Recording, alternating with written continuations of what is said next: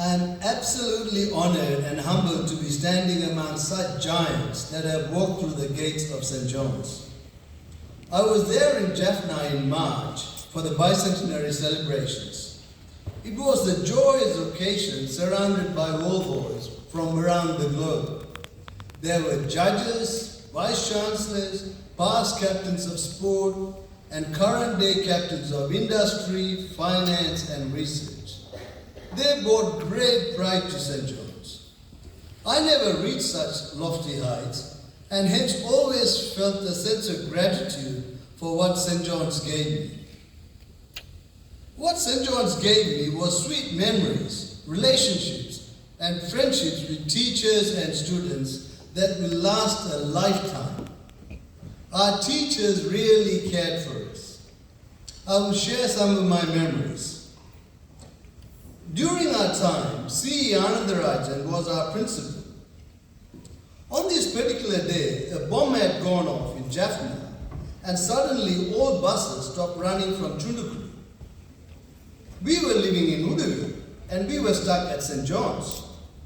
Sir bundles us into his two-door coupe and drove us to Jaffna bus stand and waited until we were on the bus to Udaville before he left us. Being a parent now, I can imagine how nervous my parents would have been in a time with no mobile phones. Devadasan Master was also another teacher that was dear to us. I was sitting for an exam in Peter Hall and had decided to cheat, not knowing Devadasan Master was standing right behind me. Peter, enna sera? Peter, what are you doing? He said. It sent a shiver down my spine. 30 years later, I took my wife to St. John's and was walking up to the admin building. Devadasan Master once again crept up behind me and uttered those same words. Peter, enna sera? Once again, it sent a shiver down my spine. But this time we embraced each other and shared a roll and a cup of tea at the canteen. It was a real Zacchaeus moment for me when he decided to come and stay with me when he was the chief guest at our dinner dance in Sydney. It was a real special time I spent with Sir and his wife. Anthony Pilla Master was a legend of the school, a Johnny and Eagle, having represented the country in football. He too stayed with me when he was the chief guest in Sydney. During our meal times, I may have mentioned to him that my favorite meal was puttu and ralpuri. So 5 years later, when we were in Jaffna, he tracks us down and invites us to his home and serves us puttu and ralpuri.